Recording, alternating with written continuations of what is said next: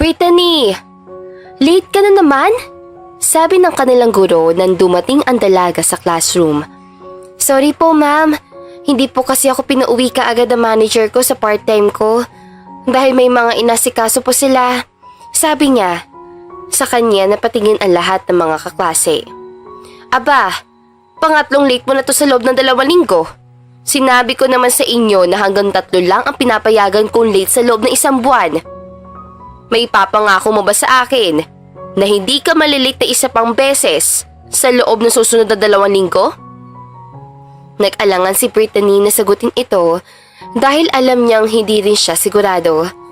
Gayunman ay binigyan na lang niya ng assurance ang guro upang manahimik na ito sa pananenmon.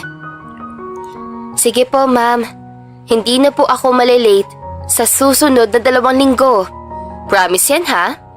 Dahil sa susunod na late mo pa ngayong buwan na ito, ay imamark ko na ang lahat ng iyon as 1 absent. Sige po ma'am. Okay, sige. Umupo ka na sa seat mo. Umupo na nga sa kanyang seat si Brittany at doon ay nakinig sa lecture ng guro. Si Brittany ay 19 years old na at nag-aaral sa University of the Philippines, Diliman. 5 oras ang pasok niya sa eskwela. Matapos ang klase, ay papasok naman siya sa kanyang part-time job bilang isang cashier sa fast food chain. Mahirap ang buhay ni Brittany dahil hindi naman siya lumaki sa mayamang pamilya. Ang kanyang inainahan na siyang umampon sa kanya sa edad na 3 ay matanda na rin at hindi na siya kayang tustusan. Malaki ang utang na loob niya sa inainahan kaya hindi niya ito magawang iwan. Anong klase siyang tao kung pababayaan na lamang niya ang taong nag-alaga sa kanya noong kailangan niya ang tulong nito? Matapos ang klase ay nagring ang bell ng school na hudyat na tapos na ang klase. Kinuha ni Brittany ang kanyang mga libro sa compartment ng kanyang desk. Nilapitan siya ng kaibigan niyang si Pamela. Hoy Brittany, alam mo bang may naghahanap sa iyong babae kanina? Ha? Sino? Pagtataka ni Brittany. Sabihin ko raw sa'yo na pagkatapos ng klase ay pumunta ka sa coffee shop na nasa labas ng school. Sino raw? Hindi ko alam eh. Nasa middle age na siya. Mukhang mayaman ng ante. Sabi pa ni Pamela. Okay, sige. Pero paano ko naman malalaman kung sino roon ang babaeng naghahanap sa akin? Kilala ka naman niya, kaya siguradong pagpasok mo noon ay nandun na siya. Umupo ka na lang doon sa kung saan ka komportable. Siguradong lalapitan ka rin niya. Samahan mo ko. Gusto ka raw niya makausap ng solo lang eh. Ganun ba? Okay. Sige Pamela. Salamat ha. No problem. Tara na. Sabay na silang naglakad palabas ng school. Tumama sa kanilang mga balat ang sinag ng araw na hindi naman na gaanong mainit dahil 4:00 na ito ng hapon. Huy! Bumababa na yung grades mo, Brittany. Kapag hindi mo na-maintain ang magandang grades mo, baka matanggal ka sa mga scholars ng school. Eh alam mo namang, tayo mga mahihirap kailangan talagang kumayod sa pag-aaral para lang makapagtapos ng pag-aaral sa school na ito. Ayun na nga hindi ako makapag-concentrate itong mga nakaraang araw. Dahil nga inaagaw pa ng part-time ko ang oras ko, hindi na ako masyado nakakapag-review. Ang hirap maging mahirap, no? Tapos, dumagdag pa ang mga burgess dito. Anyayaman na nga, pero dito pa pinili mag-aral. Bakit hindi na lang sila mag-enroll sa mga school na mga pangmayaman? Inaagawan pa nila yung mga mahihirap na slot dito sa school Hay, mahirap talaga maging mahirap. Minsan nga, nag-i-imagine ako na sana ay biglang may dumating sa bahay at magpakilala mga magulang ko. Tapos, mayayaman pala sila. At doon na magbabago ang buhay ko. Nako, i-push mo lang yan. May 0.9% namang chance na mangyari yan.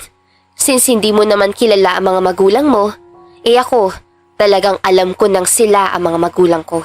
Sabi ni Pamela. Huy, ang sama mo Magpasalamat ka nga dahil lumaki ka sa mga magulang mo. Hindi kagaya ko na lumaking ampon. Nakakahiya kaya maging ampun. Pakiramdam mo, pabigat ka. Narating na nila ang coffee shop. Nagbibiro lang ako. Ano ka ba? O paano? Pasok ka na. At alis na rin ako. Papasok pa ako sa part-time ko. Ingat ka. Umalis na nga si Pamela. Pumasok sa loob ng coffee shop si Brittany at umupo sa gilid ng window glass. Nag-abang lang siya roon ng babaeng lalapit sa kanya. At wala pang 5 minuto ay nilapitan siya ng isang middle-aged na babae. Nakakapasok lamang sa loob. Malalamang mayaman ang babae dahil sa kasuotan niyang napakagara. Hello, Miss Brittany. Kamusta ka? Pagbati sa kanya ng babae. Hello po. Kayo po ba yung naghahanap sa akin? Ah, oo. Ako nga. Ngumiti si Brittany. Maupo po kayo. Salamat. Thank you nga pala dahil sumipot ka rito ha. Wala pong problema. Nakikurious din po kasi ako kung bakit niyo ako hinahanap. Bago ang lahat, anong gusto mong orderin? No problem. It's my treat naman. Kahit ano na po. Wala naman po akong allergies at hindi naman po ako mapili sa pagkain. Ganun ba? O sige, I'll order for you. Nag-order muna sila ng pagkain. Cake ito at 2 coffee. Wala pa 10 minuto ay dumating din ito sa kanila. Ako nga pala si Miss Cherry. I see. Ako pala si Brittany. Humigop ng kape si Cherry. Yes, I know. Paano nyo nga pala nalaman ang pangalan ko? Dahil pinaimbestigahan kita, miss. Pero bakit po? Dahil kamukha mo kasi ang isang matandang kakilala ko. I mean, hindi naman kayo totally magkamukha pero you know, there are some similarities. Ganun po ba? By the way, bago ang lahat, pwede mo bang ikwento sa akin ang family background mo? Nagtataka si Brittany kung bakit ito gusto malaman na matanda. Pero, anya wala namang something special sa family background niya. At wala namang mawawala sa kanya kung sasabihin niya ang hinihinging impormasyon na matanda. Bale, lumaki po ako sa ina-inahan ko noong 3 taong gulang pa lamang po ako. Inampun po niya ako dahil binigay daw po ako sa kanya ng isang babae. Hindi ko rin po kilala kung sinong babaeng yun dahil hindi na po siya makontak ni mama. Dahil po single si mama at gusto magkaanak kaya tinanggap po niya ako. Oh, sorry to hear that. Kayong 2 na lang ba ang magkasama ngayon sa buhay? Opo. Kamusta naman siya? Nasa bahay na lang po siya at may sakit. Pero dahil po sa kahirapan namin, minsan, pinipilit niya ang sarili na magtrabaho pa rin sa palengke. Naawa nga po ako sa kanya eh. Oh, ganoon ba? Congratulations nga pala dahil nakapasa ka rito sa UP. Siguradong na-intimidate ka sa mga estudyante doon dahil talagang namang sosyal ang mga nag-aaral doon. Totoo ang sinabing ito ni Sherry. Naiinggit siya sa mga kaklase niyang may pinakabagong model ng cellphone. May mga laptop, may mga sasakyan, may mga magagandang alahas, may mga magagandang damit. Samantalang siya, nabubuhay sa bare minimum. Kuminsan ay hindi pa naaabot ang bare minimum na yun. Aminado naman siyang naiinggit siya sa iba. Bilang tao ay valid naman ang kanyang nararamdaman. I mean, nakakaramdam naman po ako ng inggit pero I'm still happy for them. Naglaro ng lalamunan si Cherry.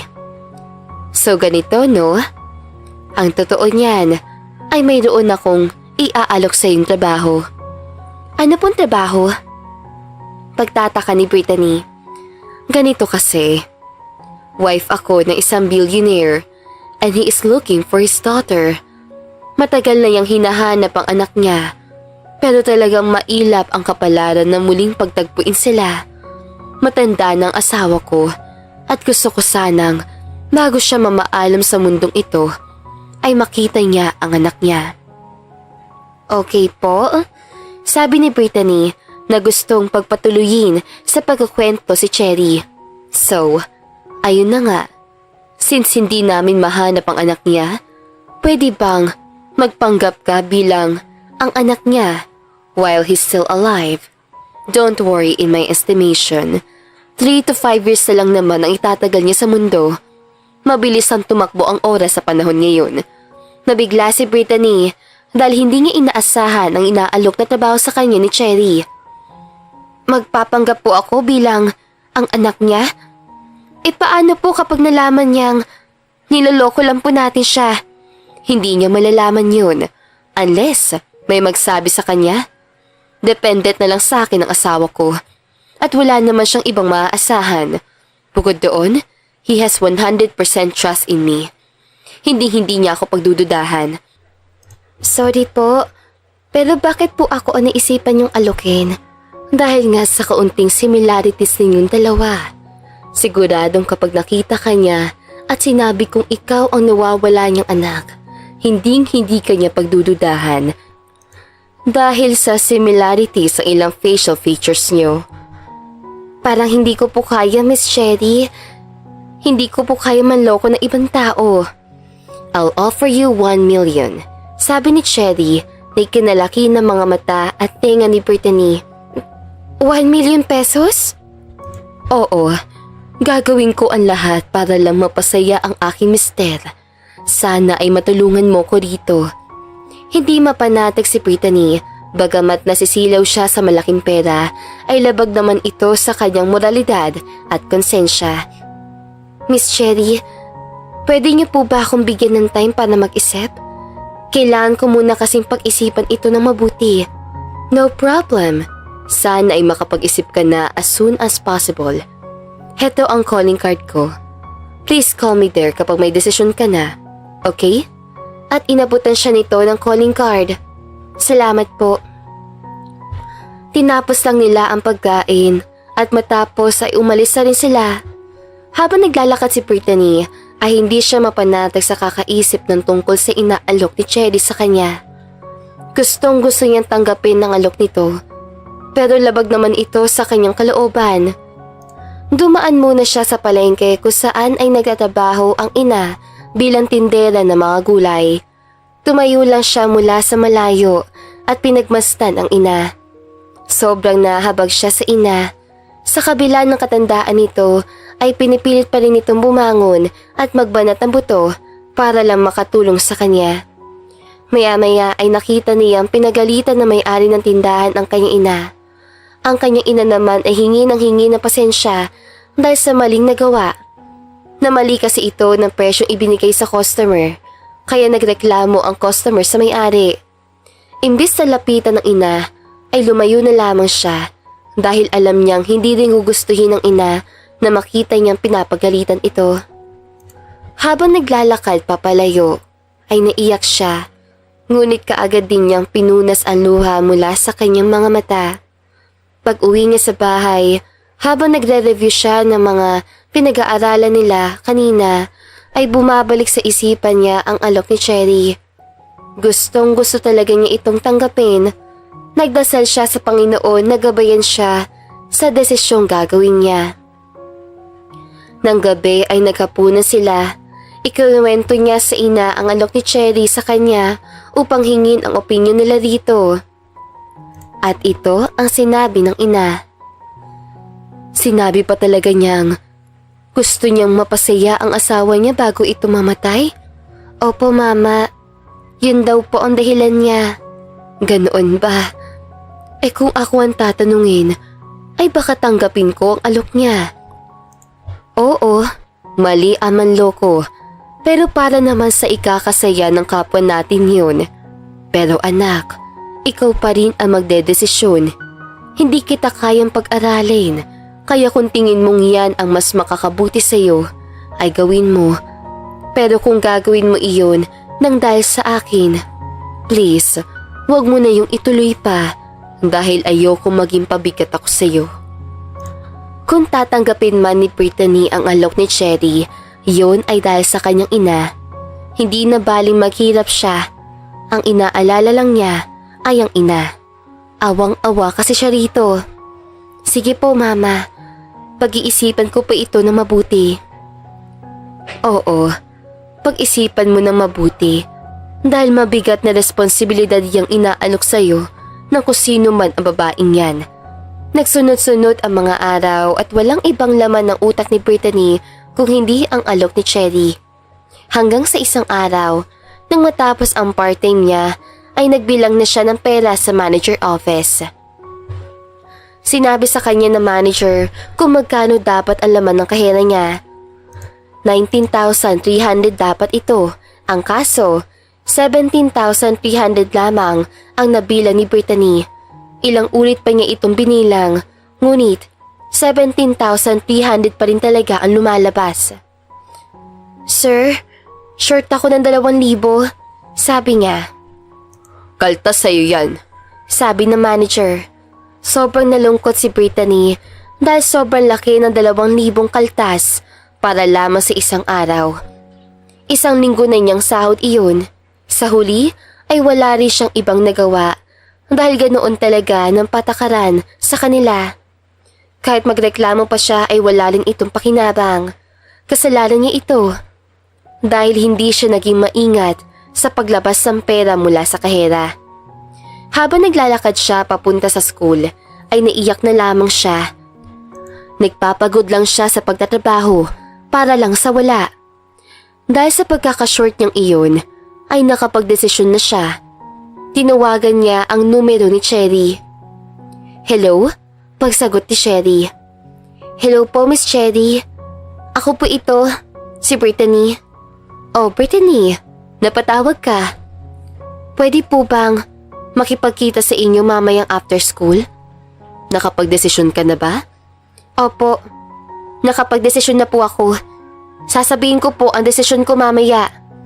Napanghiti sa tuwa si Cherry na malaki ang pag-asang positibo ang maririnig niya mula kay Brittany. Okay, sige. Let's meet up later doon pa rin sa coffee shop. Okay? Thank you po, Miss Cherry. Sige po, ibababa ko na po. Kita na lang po mamaya. Okay, sige. Bye, Brittany. At ibinaba na nila ang kanilang cellphone. Ipinagpatuloy ni Brittany ang paglalakad patungo sa school. Ngayon ay desidido na talaga siya. Nang matapos ang klase ay nagtungo na nga siya sa coffee shop na nasa labas ng school. Pagdating niya roon ay naroroon na si Cherry na nakaupo sa dati nilang pwesto noon. Nakahanda na rin ang pagkain para sa kanila dahil inorderan na siya ni Cherry kanina pa. Thank you po, Miss Cherry, sa pagpayag niyong makipag-usap sa akin ngayon, sabi niya nang siya'y umupo. No, Brittany. Actually, ako nga ang dapat na magpasalamat sa iyo dahil tinawagan mo ko. Matagal na ako naghihintay sa calls mo. Mabuti na lang at dininggin ng Diyos ang mga panalangin ko. Pasensya na po kung medyo natagalan. Hindi po kasi madali para sa akin na magdesisyon eh. No, it's okay. I totally understand you. Mabuti pa, let's eat na muna before we discuss your decision. At pinagsaluhan na nila ang cake na nasa hapag nila. So, kumusta naman ang pag-aaral mo? Tanong ni Cherry. Heto, medyo bumaba na po ang grades ko sa school dahil hindi ako masyado nakakapag-focus gawa ng trabaho ko. Ang masama pa, na-short ako ng 2,000 kanina sa pagkakahera. Sahod ko rin yun ng 6 na araw sa pagtatrabaho. Nagpagod lang po ako para lang sa wala. Sinundan pa niya ito ng pagbuntong hininga. Naawa naman si Cherry. Naku, mahirap nga yan. Talaga palang mahirap ang buhay mo, no? Ngumiti lamang ng pilit si Brittany bilang tugon. Matapos kumain ay nagsalita na si Cherry upang ungkatin na ang tungkol sa desisyon ni Brittany. So, pag-usapan na natin yun tungkol sa decision mo. Can you please tell me kung ano ba ang naging decision mo? Lumunok ng laway si Brittany.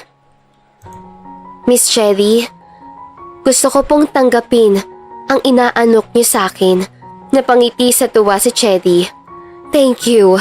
I'm expecting you to say that.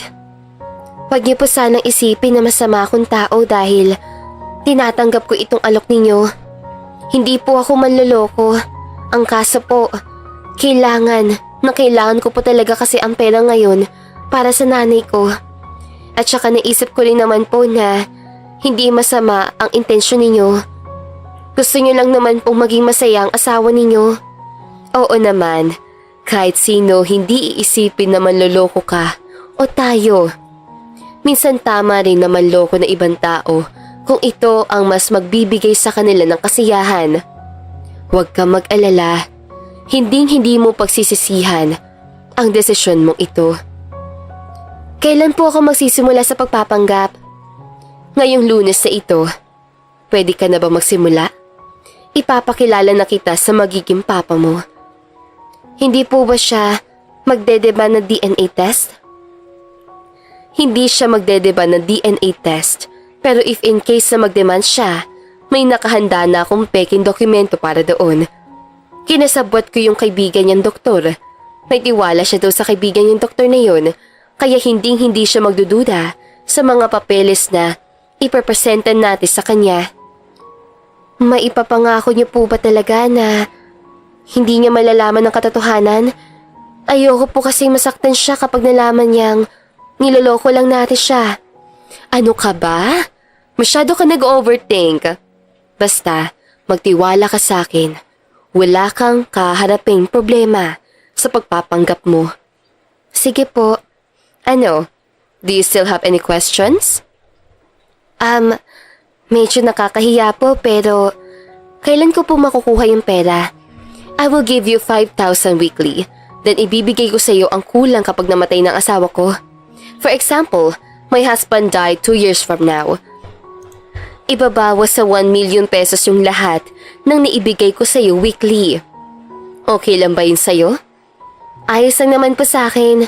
Pero pwede po ba akong kumuha ng kahit maliit na advance? Gusto ko pa sanang kasing ipa-check up si mama. Ayos lang naman sa akin. Magkano bang hinihingi mo? Ipapa-check up ko pa po siya kaya hindi ko pa po alam eh. I see.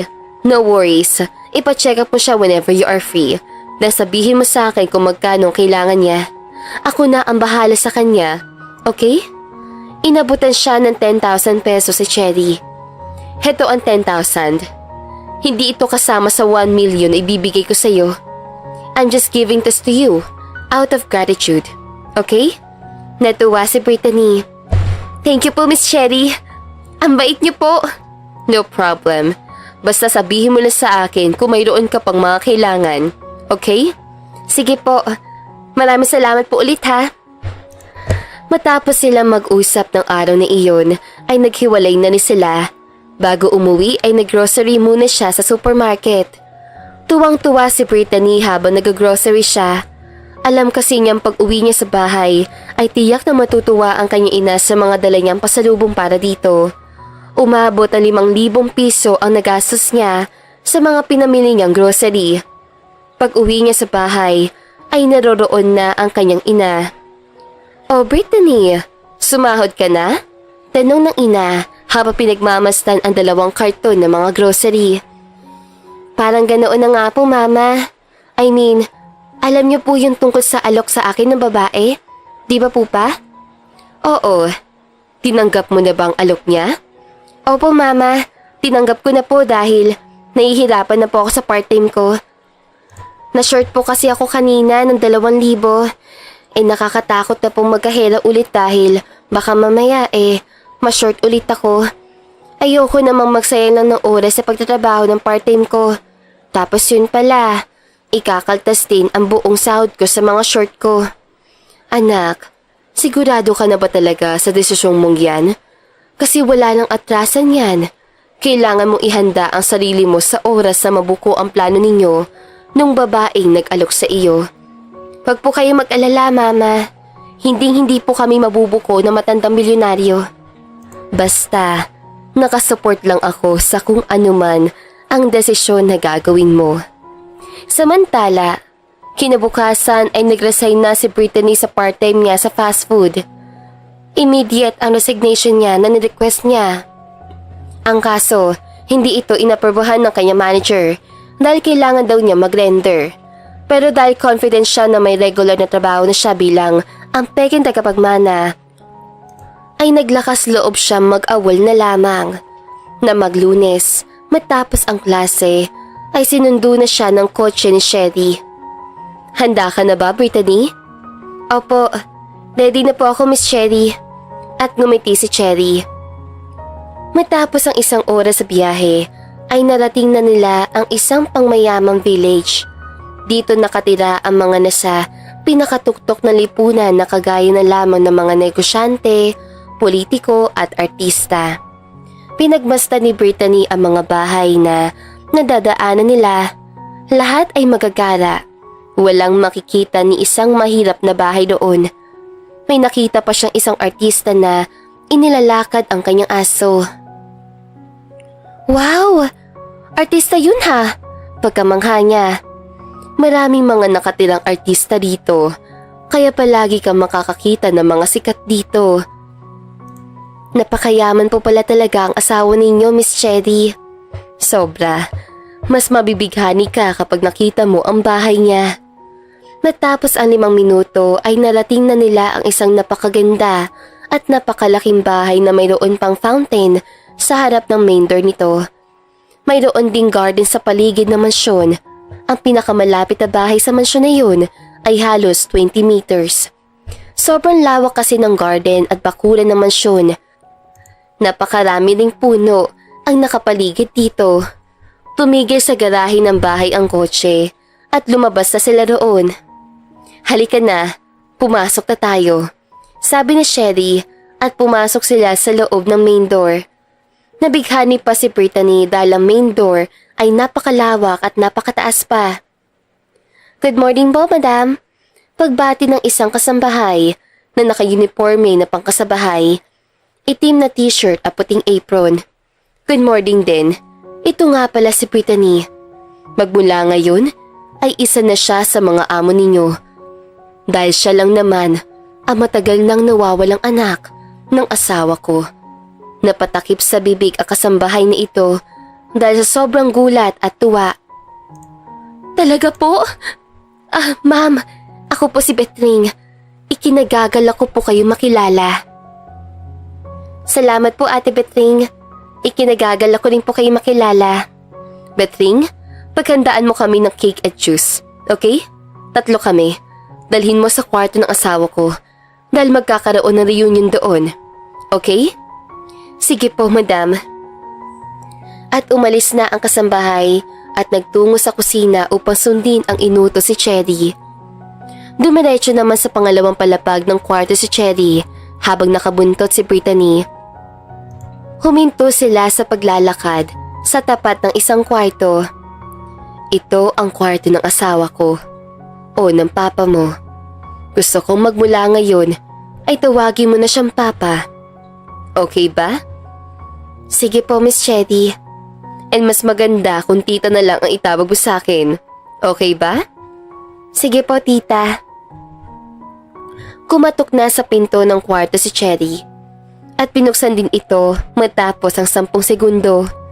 Nakaupo ang asawa niya si Fernando sa sopa habang pinagmamastan ng isang litrato.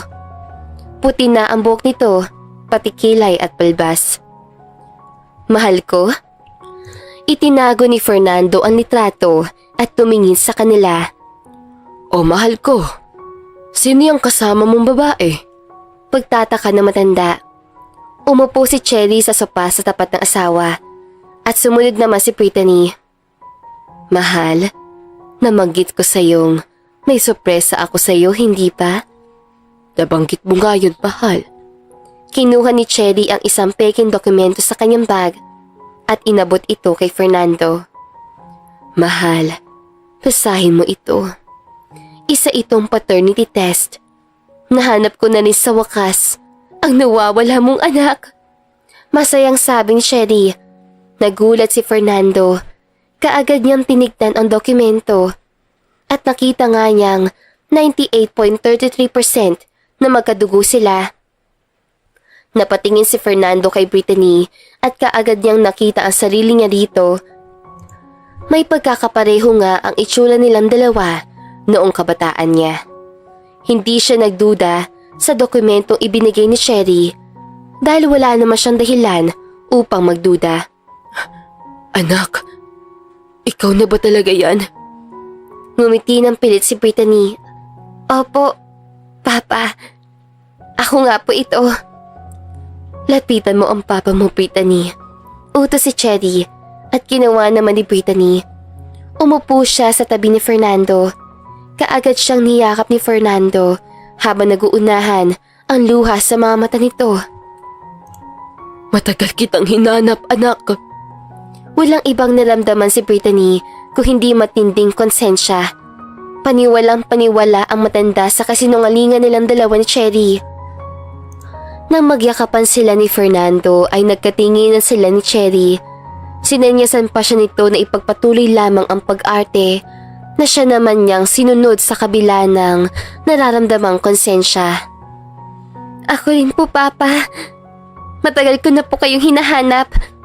Maraming salamat po dahil nahanap na rin po kita sa wakas. Pasensya ka na kung nawalay ka sa akin, ha? Naghiwalay na sila sa pagyayakapan. Ayos lang po, Papa.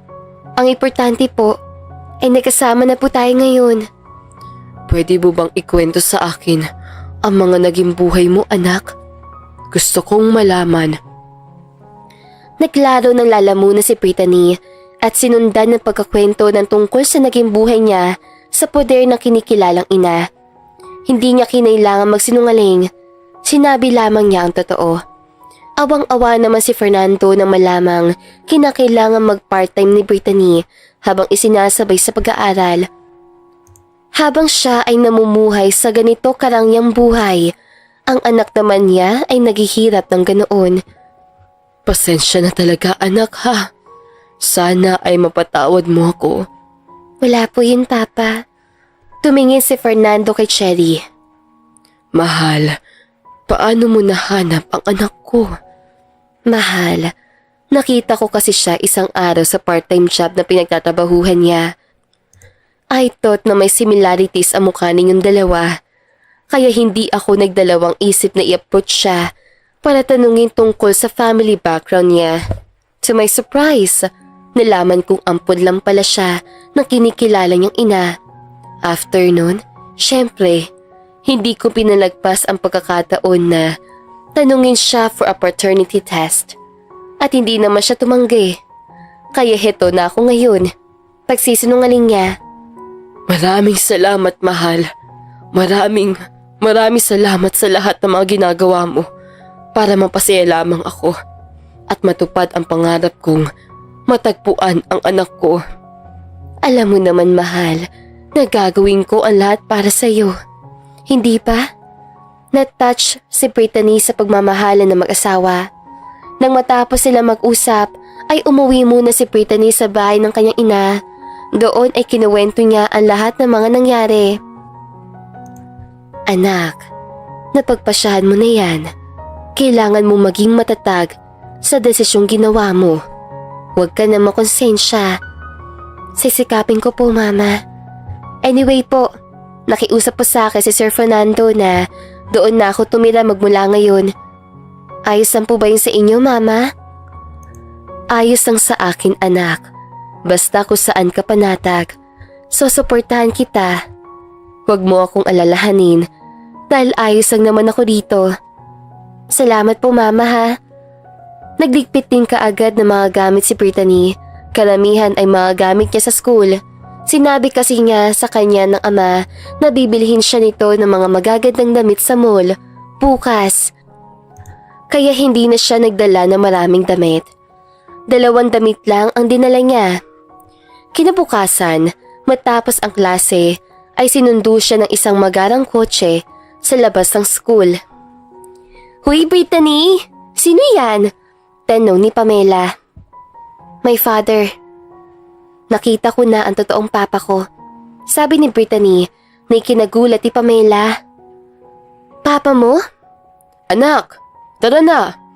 Sabi ni Fernando nang buksan ang window mirror. Bye, Pamela! Kita na lang bukas, ha? At pumasok na si Brittany sa loob. Saka naman umandar ang kotse. Si Pamela naman ay naiwang gulat na gulat. Hindi makapaniwala. Nang umupo si Brittany sa upuan sa loob ng kotse, ay nagdalawang isip pa siya kung tama bang sabihin kay Pamela na papa niya talaga si Fernando. Nawala siya sa kanyang katinuan ng ilang sandali dahil sa kagustuhan niyang magyabang ay hindi na siya nakapag-isip ng tama. Sa huli ay wala na siyang magagawa dahil nasabi na niya ang bagay na hindi niya dapat sinabi. Nang araw na iyon ay binilhan nga siya ni Fernando ng sangkatelbang mga kagamitan, damit, sapatos, bag, mga makeup, mga alahas at mga bagong gadget. Lahat ng bagay na pinangarap ni Brittany ay ibinili sa kanya ni Fernando sa loob lamang ng isang araw. Ganito ba ang maging mayaman? Ang sarap pala maging mayaman. Yan na lamang ang nasabi niya sa kanya sarili habang may inggit sa puso niya towards sa mga taong mayayaman talaga. Sana ako na lang talaga ang totoong anak ni Sir Fernando. Bulong niya sa ere at nagbuntong hininga dahil alam niyang imposibleng mangyari iyon.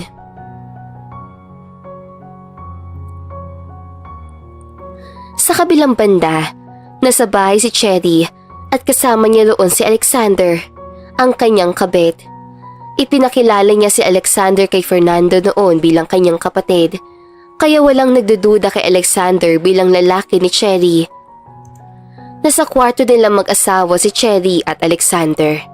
Nakaupo siya sa upuan at si Alexander naman ay nakatayo sa may balcony. Mukhang so far ay maganda naman ang progress ng plano natin, Cherry. Yes, very okay. Salamat sa babaeng iyon. Pinapainom mo na ba siya ng mga gamot na magpapalala sa sakit niya? Oo naman. I've been doing this since last week pa. Pero kailangan muna niya maipamana sa peking anak niya ang lahat ng mga ari-arian niya. Yes, of course. Dahil kung hindi, para saan pa itong mga pinaplano nating to? And then after niya maipamana doon sa peking anak niya ang mga ari-arian niya, we will just ask her to transfer the title to us, and after that, mapapasa atin na ang lahat ng mga ari-arian na matandang yun. At humalakhak si Alexander. Tumayo si Cherry at nilapita sa balcony si Alexander. Niyakap niya ito mula sa likod. Mahal, konting tiis na lang at matutupad na rin natin ang mga pangarap natin. Ano ka ba? Baka may makakita sa atin. Wala yan. Wala namang tao sa baba. Tumingin sa paligid si Alexander at wala nga siyang nakitang kahit na ano, kaya hinayaan na lamang niyang yakapin siya ni Cherry mula sa likod. Samantala, sa labas ng mansyon ay may nakakita sa pagyakap ni Cherry kay Alexander. Ito ay si Mang Ben, ang hardinero ng mansyon. Nang makita niya ang pagkakayakap ni Cherry kay Alexander, ay kaagad siya nagtago sa likod ng isang puno. Diyos ko, ano tong nakikita ko? Ganoon na ba ang mga magkakapatid sa panahon ngayon? Kaagad siyang palihim na pumasok sa loob ng mansyon at nagtungo sa kusina. Nandoon ang kasambahay na si Berting. Berting, alam mo ba, nakita ko si Ma'am Cherry kanina. Niyakap niya sa likod si Alexander, yung kapatid niya. Ani ni Mang Ben. We? Totoo ba? Oo magkapatid pa talagang dalawang yan. Ewan ko nga eh. Kada na lang wala rito si Sir Fernando, palagi na lang yan nandito sa mansyon. Tapos, pumapasok pa sa kwarto ni Sir. Kahit naman kapatid niya si Cherry, hindi siya dapat pumapasok doon. Hindi naman kaya, hindi totoong magkapatid ang dalawang yun? Ewan ko sa kanila. Nabahala si Aling Berting. Isumbong kaya natin yung kay Sir Fernando? Tanong ni Mang Ben. Hoy, wag! Alam mo namang matanda na yung tao. Baka mamaya atakihin pa yan sa puso kapag bigla mo sinabi yan. Buti sana kung kumpirmado nga natin yun. Paano kung niloloko lang pala ni Ma'am Cherry si Sir Fernando? Wala pa namang ibang maaasahan si Sir Fernando, maliban doon sa anak niya. Oo nga Lumipas ang maraming araw. Hindi napigilan ni Aling Berting na sabihin ang totoo kay Brittany. May tiwala kasi ito kay Brittany dahil naniniwala siyang anak talaga ni Sir Fernando ang dalaga. Naglilinis siya noon sa kwarto ni Brittany. Ma'am Brittany, may sasabihin lang sana ako sa'yo. Aling Berting, wag yun na po akong tawagin ma'am. Kahit Brittany na lang po. Hindi po kasi ako panatag. Ay ma'am, ayoko pong tawagin kayo sa pangalan niyo lang. Nataas po kasi ang respeto ko sa mga amo ko. Kaya palagi ko po kayong tatawaging ma'am.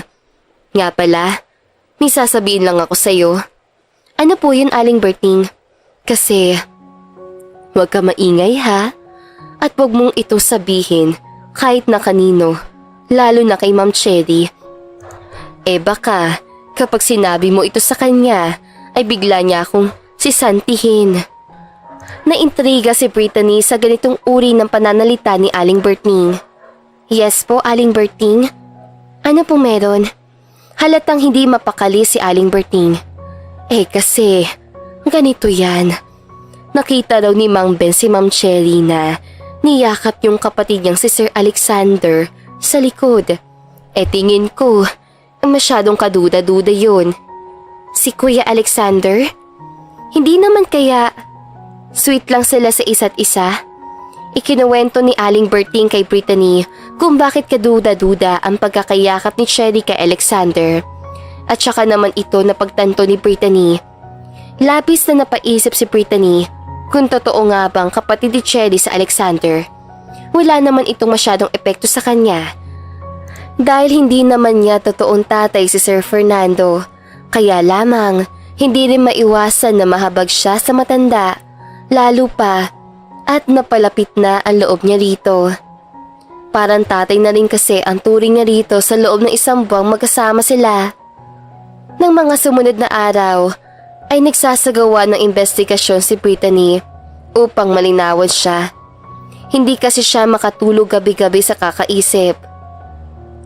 Isang araw, nang umuwi siya sa bahay, ay saktong nagpaalam naman si Cherry na may pupuntahan lang siya. Kada Biyernes kasi ng alas 5 ng hapon ay palagi itong umaalis ang bahay at umuwi lamang ito ng alas 11 ng gabi. Consistent ito. Kaya naman nag-book siya ng grab car upang sundan si Cherry. Nagsuot siya ng sombrero. Nagsuot siya ng salamin sa mata at face mask upang hindi siya makilala nito. Sinabi niya sa driver na sundan lamang ang kotse ni Cherry na siya namang sinunod ng driver. Matapos ang 30 minutes ay huminto ang kotse ni Cherry sa isang neighborhood sa Pasig. 2-story house ito at may garahe. Huminto rin ang grab car sa tapat ng katapat ng bahay na pinaghintuan ni Cherry. Bumukas ang gate ng bahay upang makapasok ang kotse. At ang nagbukas nito ay walang iba kung hindi si Alexander. Nang makapark ng kotse si Cherry ay lumabas siya ng kotse. At saka naman ito hinalikan sa pisngi ni Alexander. Matapos halikan ni Alexander ay hindi pa ito nakontento at sa halip ay hinalikan niya ito sa labi ng mabilis. Tsaka pumasok ang mga ito sa loob ng main door ng bahay. Hindi makapaniwala si Brittany sa kanya natuklasan na kumpirma niyang niloloko lamang ni Cherry si Sir Fernando. Hindi siya makatulog ng gabing iyon dahil sa konsensya sa matanda. Hindi siya matahimik. Hindi niya alam kung ano ang gagawin niya. Sasabihin ba niya ito sa matanda o ililihim na lamang niya ito hanggang sa mamatay ito upang hindi ito masaktan. Sa huli, pinili niyang ilihim na lamang ito dahil kapag nalaman ito ni Fernando ay palalayasin nito si Cherry at madadamay pa siya sa pagpapalayas. Dahil sigurado siyang sasabihin ni Cherry sa matanda na hindi siya ang totoong anak nito. Masyado na siya nag-e-enjoy sa pagpapanggap at hindi niya afford na mawala sa kanya ang lahat ng blessings na tinatamasa niya ngayon. Lumipas pa ang mga araw, nagtungo si Sir Fernando sa ospital kasama ang kapatid nito upang magpa-dialysis. Gusto sana niya sumama pero hindi na niya ito inabutan dahil galing siya sa school. Bumisita na naman si Alexander sa mansyon. Sa tuwing wala ang matanda ay saka naman dumadalaw si Alexander. Nakita pa niyang pumasok ang mga ito sa kwarto ni Sir Fernando. Habang siya hindi mapakali ay may katanungang sumagi sa isipan niya. At ito ay ano ba talaga ang intensyon ni Cherry nang pakiusapan siya nitong magpanggap bilang anak na matanda. Kung hindi naman pala mahal ni Cherry sa Fernando ay naisip niyang bakit pa gumawa ito ng ganitong klaseng effort para lamang magpasaya ang matanda. Kaya isang araw na muling magpa-dialysis si Sir Fernando ay pumasok siya sa loob ng kwarto ni Sir Fernando at nagtago sa ilalim ng malaking kama. Alam niyang dadalaw na naman si Alexander ngayong araw na ito, kaya naman hinintay niyang dumating ang mga ito. Wala pang 20 minutes ay sabay na ngang pumasok ang dalawa. Hay! Kailan ba mamamatay ang matandang yun? Ang tagal niyang mamatay. Naiinit na sabi ni Alexander. Nalaki sa gulat ang mga mata ni Brittany dahil hindi ito ang inaasahan niyang marinig mula sa lalaki. Huwag mo munang idalangin yan. Alam mo namang hindi pa niya natatransfer sa peke niyang anak ang mga kayamanan niya. Hintayin muna natin. Napatakip sa bibig sa gulat si Brittany. Eh kailan ba niya itatransfer doon sa peking anak niya ang mga kayamanan niya? Eh baka mamaya mamamatay na siyang hindi pala yun natatransfer sa kanya. Sayang lang ang effort natin. Ewan ko ba sa kanya? At bakit natatagalan siyang gawin iyon? Yun na nga lang ang tama na pwede niyang gawin sa buhay niya, pero hindi pa niya magawa. Kinakausap mo na ba siya tungkol doon? Hindi ko sinasabi yun sa kanya dahil ayokong isipin niyang minamadali ko ang kamatayan niya. Ayoko namang magduda siya sa akin. Alam mo naman ang matandang yun, may pagkasuspicious din ko minsan. Mahal, maligo muna tayo. Sabi ni Alexander. Okay, sige. Mapang-akit na sabi ni Cherry. At sunod na lamang nakita ni Brittany na nalaglag na sa sahig ang damit ng dalawa at saka pumasok ang mga ito sa loob ng bathroom na nasa loob lamang ng kwarto ni Sir Fernando. Kaagad kinuha ni Brittany ang pagkakataon na iyon upang makalabas sa kwarto. Sa pagmamadali niya ay nalaglag ang cellphone niya sa ilalim ng kama nang hindi niya nalalaman. Tumakbo siya patungo sa kanyang kwarto at inilak ito na mabuti. Doon siya huminga ng malalim. Hindi siya mapakali. Diyos ko, ano ba itong pinasok ko? Ginagamit lang pala nila ako para mahututan ng mana si Sir Fernandez. Kumuyom ang kanyang mga kamao at napalitan ng galit ang kanyang mga mata. Hindi ako makakapayag na gamitin nila ako para lang sa pasarili nilang interes. Kailangan malaman ni Sir Fernando ang mga kahayupan ng dalawang yun. Kukunin sana niya ang cellphone niya mula sa bulsa niya, pero nang hindi niya ito makapas sa loob ng bulsa niya, ay dito na siya nangamba. Ang ilalim ng kama kaagad ang unang pumasok sa isipan niya. Sigurado siyang naiwan niya ito roon. Gustuhin man niyang pumasok sa loob ng kwarto ni Sir Fernando, ay nag-aalala siya na baka pagbukas niya ng pinto ay tumambad sa kanya ang dalawa. Wala siyang ibang nagawa roon kung hindi ang umupo lamang sa kama habang hindi mapakali. 2 oras ang lumipas ay may kumatok sa kanyang kwarto. Binuksan niya ito at si Cherry ito. Tita Cherry, sabi niya. Pwede ba akong pumasok sa loob? Tanong ni Cherry. Sige po tita. Pumasok si Cherry at sinara ang pinto. Nilak. Naglakad ito patungo sa bintana ng kwarto at tumingin sa kalangitan. Brittany, alam mo ba kung ano ang pinakaayaw ko sa lahat?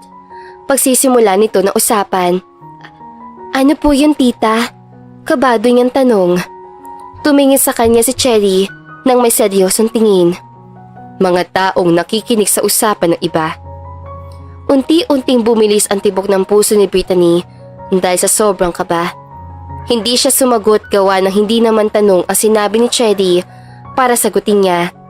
Isinuksok ni Cherry ang kamay niya sa bulsa ng pantalon niya at paglabas ng kamay niya ay hawak na niya ang cellphone ni Brittany. Dahilan upang maunawaan ni Brittany kung bakit ganito ang ikinikilo si Cherry. Lalo siyang kinabahan. Tita, anong ginagawa ng cellphone mo sa ilalim ng kama ng asawa ko? Hindi ko po alam, tita. Hinahanap ko nga po yan eh. Baka po nalaglag doon noong minsan kong binisita si Sir Fernandez. Mabilis na naglakad si Cherry patungo kay Brittany at saka ito sinampal ng malakas sa pisngi. Don't lie in front of my face. Binalibag ni Cherry ang cellphone ni Brittany sa sobrang galit at saka ito pinagtatadyakan hanggang sa mag-crack ang screen nito. Brittany, sino ba ang nagbigay sa iyo ng pahintulot na pumasok sa kwarto namin? Maka nakakalimutan mong sampit ka lang dito sa bahay na ito. Sobrang kaba ni Brittany ng mga sandaling iyon, kaya walang salitang lumalabas mula sa kanyang bibig. Brittany, subukan mo magsumbong sa matandang yun at papatayin ko kayo ng mama mo. Wag na wag mo ako susubukan. Tita, gusto ko na pong tumigil sa pagpapanggap. Hindi ko na kaya na ganito palang intensyon ninyo. Sobrang nadismaya si Cherry na tama nga ang hinala niyang narinig ni Brittany ang mga pinag-uusapan nila kanina. Brittany, tandaan mong makikinabang ka rin dito sa pinaplano kong ito. At wag na wag mong kakalimutan na parte ka ng plano ko. Wala nang atrasan pa ito. Hindi ko pa sasabihin kay Sir Fernando ang lahat kapag hinayaan niyo na akong umalis. Aalis? Paano ka aalis? Knowing na buong akala na matandang yun ay anak ka niya. Wala na po akong pakialam kung ano mangyayari sa akin. Basta ayoko lang na gamitin niyo ako sa kasamaan. Kasamaan? Ano bang masama sa ginagawa ko? Wala akong ginagawang masama. Tita, please po, hayaan niyo na po akong umalis. Muli siyang sinampal ni Cherry. Tumahimik ka. Subukan mong tumakas sa mansyon at hahanapin ko kayo ng nanay mo kahit saan mang dako kayo magpunta. Tumahimik ka at pakinabangan mo na lang ang lahat ng blessings na ibinigay sa iyo na matandang yun. Magpasalamat ka na lang. At saka lumabas si Cherry ng kwarto. Dito ibinuhos si Brittany ang mga luha mula sa kanyang mga mata. Napaupo na lamang siya sa kama niya at hindi mapakali. Sobrang bigat ang nararamdaman niyang sama ng loob sa kanyang dibdib. Sobrang nahabag siya sa matanda na maghapunan ay sabay-sabay silang kumain na tatlo sa kusina. Siya, si Cherry at si Fernando. Tulala lang siya at nakatingin sa kanyang pagkain. Brittany, anak, kumusta ka? Bakit parang ang lalim ang iniisip mo? Tanong ni Fernando. Pilit siyang ngumiti. Wala po, Papa. May iniisip lang po ako sa school. Boyfriend ba? Ha? Hindi po. Wala po akong boyfriend. Hindi naman kita pinipigilan mag-boyfriend. Basta wag mo lang pababayaan ang pag-aaral. No worries po, Papa. Hindi po talaga ito tungkol sa lalaki. At saka, maliit na bagay lang naman po yun. Sorry po kung nadala ko po yun dito sa pagkain. Kumain ka na lang dyan at wag nang isipin yung problemang iyan. Matatapos din yan. Lumipas pa ang mga araw hanggang sa mag-isa siyang kinausap ni Fernando dahil may ikukwento daw ito sa kanya tungkol sa kanyang ina. Hindi siya interesadong malaman ang kwentong ito dahil nga hindi naman talaga siya totoong anak. Gayunman, bilang parte ng kanyang pagpapanggap ay nagpakita na lamang siya ng pagka-interes sa kwentong iyon. Ang nanay mo ay isa lamang sa 3 babaeng nakarelasyon ko noon. Dati siyang kasambahay sa mansyon ko. Wala kaming pagmamahala noong una. Kinailangan lang niya ng pera at dahil mapusok ako ng mga panahong iyon, kaya inalok ko siya ng pera kapalit ang kanyang katawan. Noong una ay wala naman akong nararamdaman sa kanya, ngunit habang tumatagal ang pagsasama namin ay unti-unti na ring gumaan ang loob ko sa kanya. Na mapagtanto kong mahal ko na siya ay tsaka naman siya umalis sa mansyon.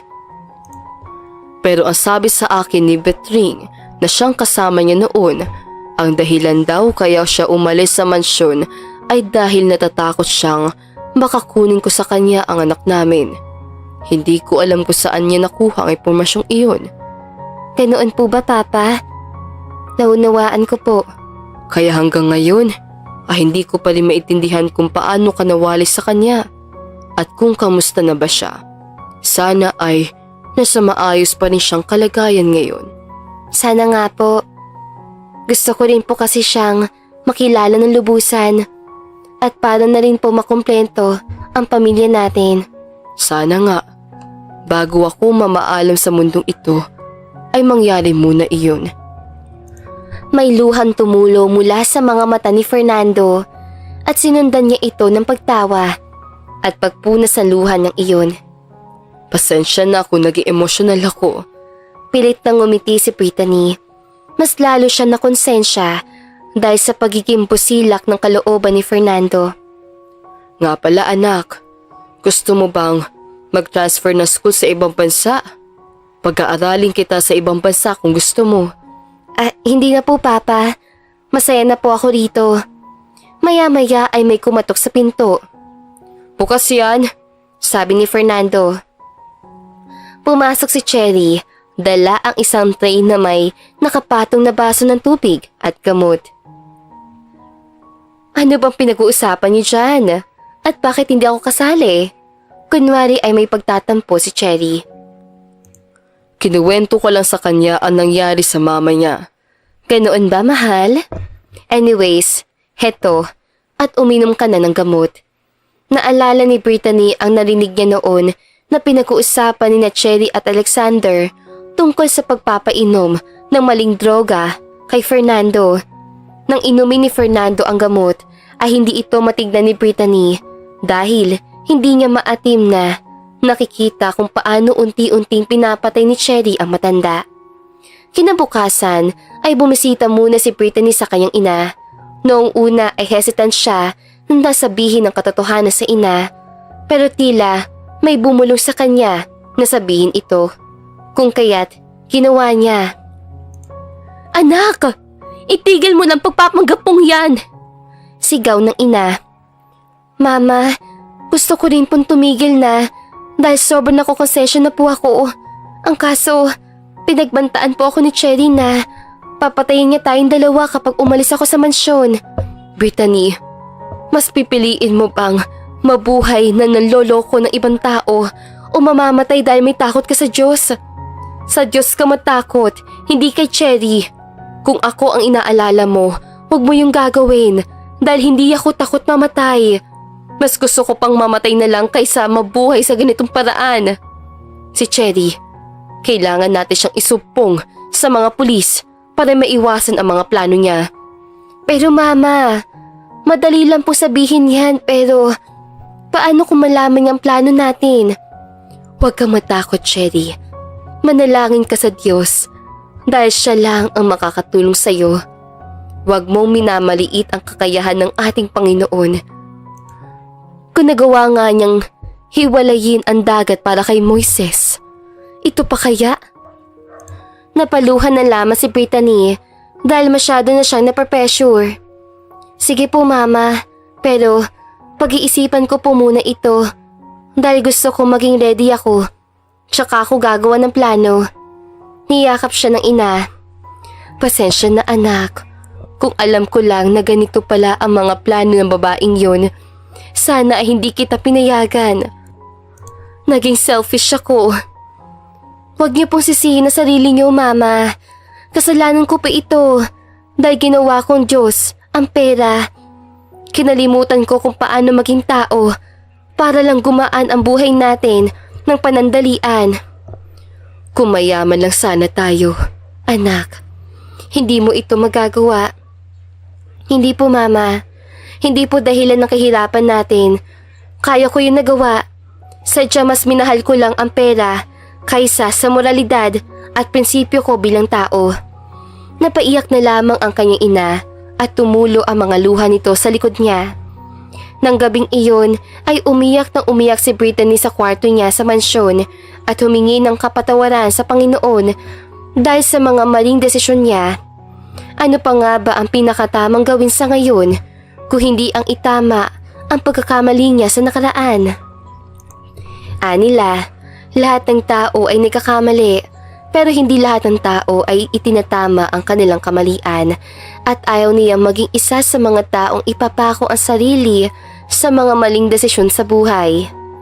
Kinabukasan ay one-on-one niyang kinausap ang ama sa kwarto nito. Sakto at wala si Cherry ngayong araw na ito dahil nagpunta ito sa bahay ni Alexander. Nakaupo silang dalawa sa magkatapat na sopa. Ano yung sasabihin mo sa akin, anak? Kasi po, Papa, tanong ko lang po if may tiwala po ba talaga kayo kay Tita Cherry? Naintriga si Fernando sa ganitong uri ng tanong ni Brittany. Bakit mo naman naitanong sa akin yan, anak? Sasabihin ko po mamaya, Papa. Pero gusto ko lang pong malaman ang sagot nyo kung may 100% kayong tiwala sa kanya. Naibaba ni Fernando ang tingin niya. May tiwala ako kay Cherry. Siyempre asawa ko siya, pero hindi ganun katatag ang tiwala ko sa kanya. Siguro mga nasa 80% lang ang tiwala ko sa kanya. Natuwa si Brittany dahil kahit papaano ay may pag-asa siyang mapaniwalaan siya na matanda. Kapag po ba sinabi kong may ibang lalaki si Tita Cherry, maniniwala po ba kayo? Muling naibalik ni Fernando ang tingin kay Brittany. Makikita ang gulat sa kanyang mga mata. Paano mo nasabi yan, anak? Si Kuya Alexander po. Siya po ang lalaki ni Tita Cherry. Si Alexander? Pero kapatid niya ang lalaking yun. Hindi po yung totoo. Noong isang araw po, na nagpa-dialysis kayo, pumasok dito si Kuya Alexander sa kwarto niyo. Matagal na ako may duda sa kanila, kaya nagtago ako sa ilalim ng kamang ito. At doon ko po narinig ang lahat ng mga pinag-usapan nila. Litong-lito si Fernando sa kanyang narinig. Hindi siya makapaniwala na kaya itong gawin sa kanya ni Cherry. Hindi lang po yan, Papa. Ang totoo niyan ay pinapainom din po niya kayo ng maling gamot para lalong lumala ang sakit ninyo. Hinihintay po niyang ipamana niyo sa akin ang lahat ng mga ari-arian niyo. Halos madurog ang puso ni Fernando sa kanyang natuklasan. Ngunit may ikinataka siya. Teka, bakit hinihintay niyang ipamana ko sa iyo ang kumpanya? Huminga ng malalim si Brittany. Handa na siyang ipagtapat ang totoo kay Fernando. Sir, ang totoo po niyan ay hindi niyo po ako totoong anak. Nanlaki ang mga mata ni Sir Fernando sa gulat at naguguluhan. Hindi kita totoong anak? Anong ibig mo sabihin? Si Tita Cherry, inutusan lang niya po ako magpanggap bilang anak niyo para kapag naipasa sa akin ang mga kayamanan ninyo, ay kukunin niya yun sa akin. Sir, pasensya na po kung pumayag akong gamitin niya. Hindi ko po kasi alam noon na ganoon pala ang plano niya. Ang akala ko po ay gusto ka lang niyang mapasaya. Nag-unahan na sa pagtulo ng mga luha si Brittany. Namuo ang galit sa mga mata ni Fernando para kay Cherry. Brittany, anak, hindi ka ba talaga niya ipina-DNA test? Hindi po, sir. Peke po ang ipinakita niyang DNA test sa inyo. Alam po kasi niyang hindi niyo po yun ipapa-verify kaya confident siyang magpakita ng pekeng DNA test. Brittany, huwag ka nang umiyak. Wala kang kasalanan dito. Biktima ka lang ng gahamang babaeng iyon. Tumigil ka na sa pag-iyak. Hindi na po kaya ng konsensya ko, sir. Naunti-unti niya akong pinapatay. Sana po ay mapatawad niyo ako. Ngumiti si Fernando. Wala akong galit sa iyo, anak. Nang dumating si Cherry, ay 7:00 na ito ng gabi. Kumain sila ng hapunan sa kusina. 5 sila roon na nakaupo at naghahapunan. Si Brittany, si Fernando, si Cherry, si Dennis, na siyang doktor kung saan kinuha ni Cherry ang peking DNA test at isa pang doktor na kakilala ni Fernando. Samantala ay nakatayo si Mang Ben at Aling Berting sa kanyang gilid. "Oh, Mang Ben, Aling Berting, anong ginagawa niyo dyan?" Pagtataka ni Cherry. Ipinatawag ko sila rito dahil may sasabihin sila sa atin. Mang Beng, Aling Berting, ano yung gusto niyong sabihin sa akin? Hindi mapanatag si Mang Ben. Kasi po, matagal na po namin pinagdududahan na may relasyon sina Ma'am Cherry at Sir Alexander. Napahinto sa paggalaw ng kutsara at tinidor si Cherry. Bumilis ang tibok ng kanyang puso dahil sa sobrang kaba. Pwede mo bang ikwento sa amin ang lahat? Sabi ni Fernando. Kasi po, matagal na ito. Nakita ko po si Ma'am Cherry na niyakap sa likod si Alexander noon sa balcony ng kwarto ninyo. Para hindi po sila magkapatid ng araw na yun. Talaga pong may relasyon sila. Sabi ni Ma'am Ben. Aling Berting, ikaw naman, may sasabihin ka ba? Mayroon po, sir. Kapag wala po kayo rito sa bahay, palaging bumibisita rito sa bahay si Alexander at pumapasok silang dalawa sa kwarto ninyo. Minsan umaabot sila ng 2 oras doon. Hindi po namin alam kung ano ang ginagawa nila roon dahil palagi pong nakalak ang pinto. Sabi ni Aling Berting. Mang Ben! Aling Berting! Ano bang sinasabi niyo dyan? Sigaw ni Cherry na punong-puno ng galit at takot ang mga mata. Huminga ng malalim si Fernando. Brittany, sabihin mo sa kanila ang totoo. Hindi po ninyo ako totoong anak, Sir Fernando. At inutusan lang po ako ni Ate Cherry na magpanggap bilang anak niyo upang makuha niya ang mga kayamanan ninyo, sabi ni Brittany. Nagkatinginan sa gulat sina Aling Berting at Mang Ben. Ang 2 doktor naman ay nagulat din. Higit sa lahat ay nagulat ay si Cherry. May kasamang takot ang gulat sa kanyang mga mata. Brittany, ano bang sinasabi mo dyan? Dennis? Pahiwatig ni Fernando sa kaibigan doktor. Naglaro ng lalamunan si Dennis. Totoo ang sinabi ni Brittany na hindi mo nga siya totoong anak. Nakiusap lang siya sa akin na gumawa ng peking DNA test dahil gusto kanyang mapasaya bago ka mamaala sa mundong ito. Pero Fernando, I swear to God, hindi ko alam na intensyon niyang nakawin ang mga kayamanan ninyo. Dennis, ano bang sinasabi mo dyan? Totoong DNA test yon. Sa galit ni Fernando, ay tinapunan niya ng tubig si Cherry. Huwag ka na magsinungaling na babae ka. Huwag ka na magpanggap dahil huling-huli ka na namin. Napakawalang hiya mong babae ka. Matapos kitang patirahin sa mansyon, ay ganito pang igaganti mo sa akin? Fernando, huwag mo sabihing maniniwala ka sa kanila. Ako ang asawa mo.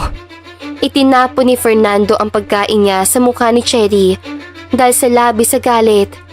Namumula na siya sa sobrang galit. Lumalabas pa ang mga ugat nito sa noo at leeg.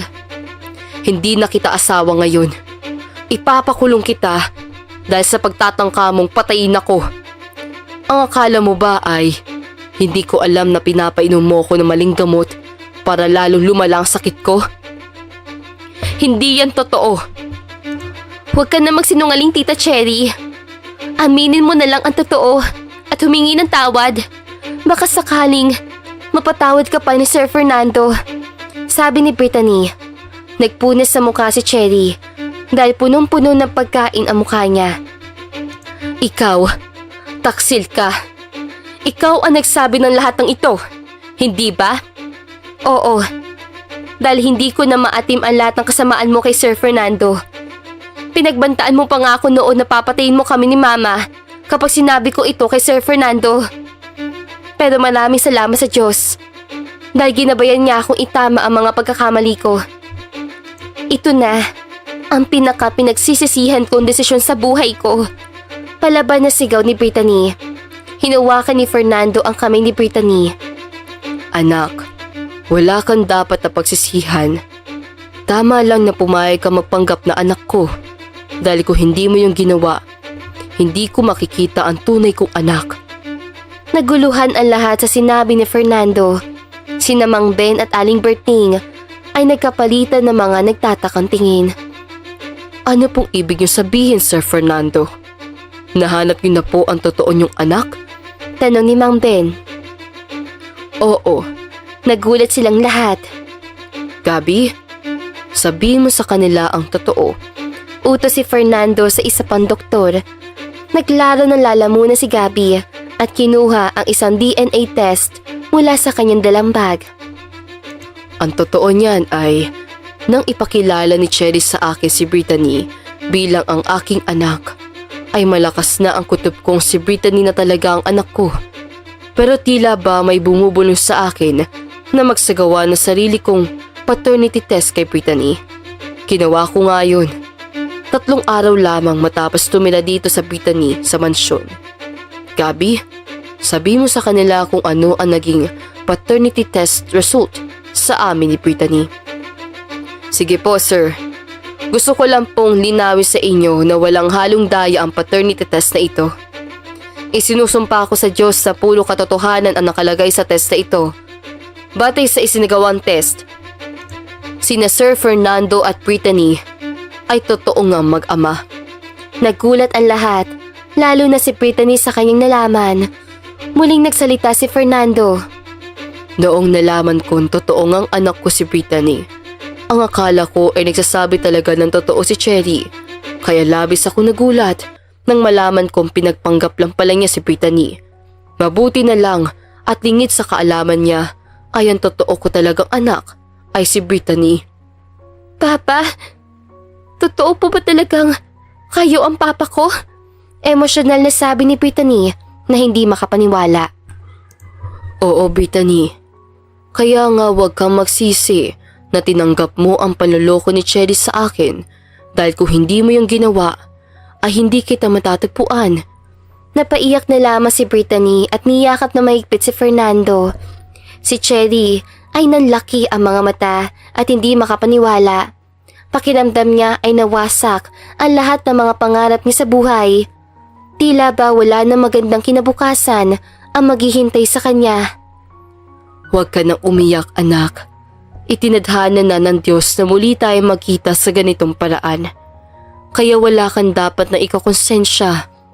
Malinis ka sa paningin ng lahat. Fernando, pasensya na rin kung pumayag akong gumawa ng fake DNA test upang tulungan si Cherry sa plano niyang pagpanggapin ang totoo niyang anak bilang ang anak ninyo. Nagawa ko lang yun dahil sang-ayon ako kay Cherry noon na mapasaya ka. Naalala ko pa noon na palagi mong ikinukwento sa akin ang nawawala mong anak. Sabi ni Dennis. Dennis, masama ang loob ko sa ginawa mong iyon pero pinapatawad na kita. Huwag kang mag-alala dahil hindi naman kita irereklamo kahit illegal ang ginawa mo. Maraming salamat. At ikaw naman, Cherry, ano pang ginagawa mo dito? Umalis ka na rito kung ayaw mong ipakulong pa kita. Cherry, hindi ka malamba hihingi ng tawad kay Fernando? Tanong ni Dennis. Wala akong kailangang ikahingi ng tawad sa inyo. Hanggang sa huli ay ma-pride pa rin si Cherry. Actually, may aaminin ako sa iyo, Fernando. Ang nanay ni Brittany na kasambahay noon na si Sheila. Ako ang nagsabi sa kanya na kukunin mo sa kanya ang anak ninyo at palalayasin mo siya kapag naisilang na ang bata. Gumawa ako ng kwento para kusa siyang lumayas sa mansyon. At probably, dahil sa ginawa kong yun, baka namatay na siya sa aksidente. And then, baka may kumuha sa anak niya at ipinamigay sa ina-inahan ni Brittany ngayon. Labis na nabigla si Fernando. Anong sabi mo? Ikaw ang nagsabi nun sa kanya? Oo, ako nga. Proud sabi niya. Kaya lang niya ito sinabi ay dahil gusto niyang lalong galitin ang matanda. Sa ganitong paraan na lang siya makakabawi sa pagpapalayas ito sa kanya. Labis na nagalit naman si Aling Berting sa kanyang nalaman. Kaibigan kasi niya noon si Sheila. Sa galit niya ay sinabunutan niya si Cherry. Walang hiya ka! Malandi ka! Ikaw pala ang nagsabi nun sa kanyang ingrata ka! Siguro kaya mo yung ginawa para akita sa Sir Fernando. Sabi ni Aling Berting. Ano ba? Bitawan mo ko! Sigaw ni Cherry. Umawat si Ma'am Ben. Aling Berting, tama na yan. Anong tama na? Huwag mo akong pipigilan kung ayaw mong idamay kita. Itong bruhang palang ito ang dahilan kaya nasira ang buhay ng kaibigan ko at ng anak niya. Kung hindi dahil sa malanding ito, hindi sana nagkadaleche-leche ang buhay ng mga mag-ina. Sa galit ni Aling Berting, ay sinabunutan lamang niya si Cherry. Wala sa bahay ni iyon ang umawat dahil alam nilang deserving naman talaga ni Cherry na masaktan ng ganoon. Umiiyak na umalis si Cherry nang mapagod sa pagsabunot si Aling Berting. Pasensya na po sir, hindi ko lang po napigilan ang sarili ko. Pero alam niyo pong deserve niyang masabunutan, sabi ni Aling Berting. Ayos lang Aling Berting, matalik kayo magkaibigan ni Sheila at alam kong masakit para sa iyo na malaman ito. Matapos kumain ay umalis na rin ang dalawang doktor at naiwan silang mag-ama sa kusina. Papa, pwede ko po bang makita ang itsura ni Mama? Matagal ko na pong gustong malaman kung anong itsura niya. Ipinakita sa kanya ng ama ang isang lumang larawan ni Sheila. Nakangiti si Sheila sa larawang iyon. Napakaganda po pala ni Mama. Para siyang artista. Kaya nagustuhan ko siya. Papa, hindi po ako susuko na mahanap siya. Hanggat hindi ko nalalaman kung nasaan siya, hindi ako matatahimik. Sana nga ay mahanap mo siya. Huwag kang titigil. Hindi katulad ko na sumuko na. Papa, sana po ay muli tayong makumpleto. Yun din ang pangarap ko. Matapos nga noon, ay ipinagpatuloy lamang nila ang kanilang pang-araw-araw na buhay. Wala na ang lahat ng mga gamit ni Cherry. Tanging si Brittany lamang ang nag-aalaga sa kanyang ama sa tuwing wala siyang pasok. Ikinuwento din ni Brittany ang lahat ng mga nangyari sa buhay niya magmula nang ampunin siya ng ina-inahan. Nakiusap si Brittany kung pwede bang patirahin sa mansyon ang kanyang ina-inahan at pumayag naman si Fernando. Ipinagpatuloy ni Brittany ang kanyang pag-aaral. Matapos lamang ang 5 taon ay namaalam na ang kanyang ama. Naiwan sa kanya ang lahat ng mga ari-arian nito. Na makapagtapos siya sa kolehiyo ay hindi pa rin siya nawala ng pag-asa na mahanap ang ina. At isang araw nga ay nahanap niya ang ina sa gilid ng kalsada bilang pulubi. Awang-awa siya sa kanyang ina. Nagpakilala siya bilang ang anak nito at doon ay nag-iyaka sila habang yakap-yakap ang ina ng mahigpit. Sobrang saya nila na muli ay nahanap nila ang isa't isa.